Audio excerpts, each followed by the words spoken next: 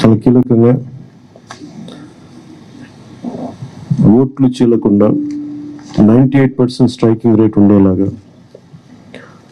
ఎక్కువ స్థానాలు తీసేసుకొని ఎక్స్పెరిమెంట్ చేసే కంటే కూడా తక్కువ స్థానాలు తీసుకొని రాష్ట్ర ప్రజలకు ఉపయోగపడేలాగా ఈరోజు నేను చూస్తుంది కూడా రాష్ట్రాన్ని ముందు ఒక గాడిలో పెట్టడం, పార్టీ ప్రయోజనాలను దాటి వ్యక్తి ప్రయోజనాలను దాటి రాష్ట్ర ప్రయోజనాలను దృష్టిలో పెట్టుకొని 2014 నుంచి మనం నలుగుతా ఉన్నాం.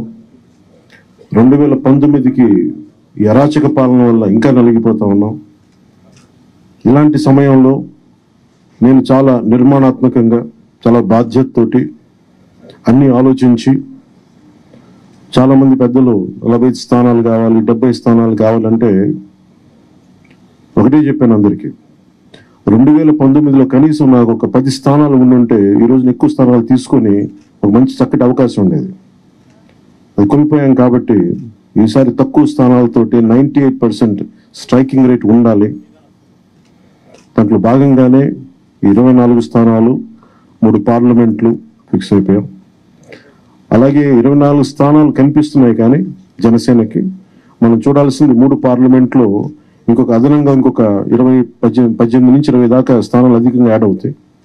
సో దాదాపు ఒకలా చూస్తే జనసేన అందరూ అనుకున్నట్టుగా ఒక 40 స్థానాల్లో పోటీ చేస్తున్నట్టు లెక్క, 3 పార్లమెంట్తో కలుపుకొని.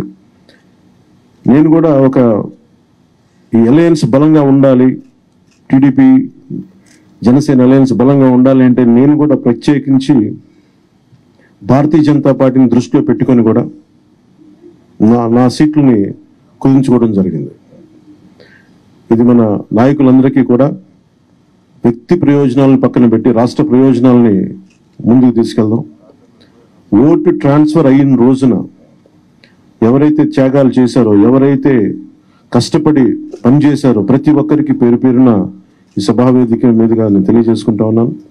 ప్రతి ఒక్కరికి మీ ప్రతిభతోటి, మీ సమర్థతతోటి, మీ అనుభవం ఎలా ఉందో దానికి తగ్గ ప్రతిఫలం ఉంటుంది భవిష్యత్తులో. పదవులు మన ప్రభుత్వం స్థాపించిన వెంటనే ఎలాంటి పదవులు మీ సమర్థతకి మీ ప్రతిభకి తగ్గట్టుగా ఖచ్చితంగా మీకు అండగా ఉంటామని తెలియజేసుకుంటూ, ప్రతి జన సైనికులకి, ప్రతి వీర మహిళలకి, ప్రతి జనసేన మద్దతుదారులందరికీ కూడా మన ఓటు టీడీపీకి వెళ్ళటం ఎంత ముఖ్యమో టీడీపీ ఓటు కూడా మనకు రావడం అంతే ముఖ్యం. జనసేన ఓటు ఖచ్చితంగా టీడీపీకి ట్రాన్స్ఫర్ అయితేనే ఈ రాష్ట్రం చాలా అద్భుతంగా ఉంటుంది. ఎట్టి పరిస్థితుల్లో కూడా ఓటు ట్రాన్స్ఫర్ అనేది ఖచ్చితంగా జరగాలి. అందుకని ఎలాంటి పొరపచ్చాల మధ్యలో 1-2 వచ్చిన వైసీపీ దుష్ట పన్నాగాలు పని ఏదన్నా ఎలాంటి విభేదాలు సృష్టించినా వాటిని మేము అందరం సమర్థవంతంగా ఎదుర్కోవడానికి, కలిసికట్టుగా ఎదుర్కోవడానికి మేము పూర్తి సంసిద్ధతతో ఉన్నాం. ఆయన సిద్ధమని చావగొడతా ఉన్నారు. బాబు నీకు యుద్ధం ఇస్తాం, నీకు అది ఎలా ఎందుకు యుద్ధం చేస్తామంటే ప్రజలు తిరిగి ఆంధ్రప్రదేశ్ని గాడిలో పెట్టడానికి యుద్ధం చేస్తాం నీకు. అయితే మనస్ఫూర్తిగా ప్రజలందరికీ కూడా చాలా శుభదినం. మనం ప్రభుత్వాన్ని స్థాపిస్తున్నాం, మనం గెలుస్తున్నాం. జై జనసేన, జై టీడీపీ, జై హింద్.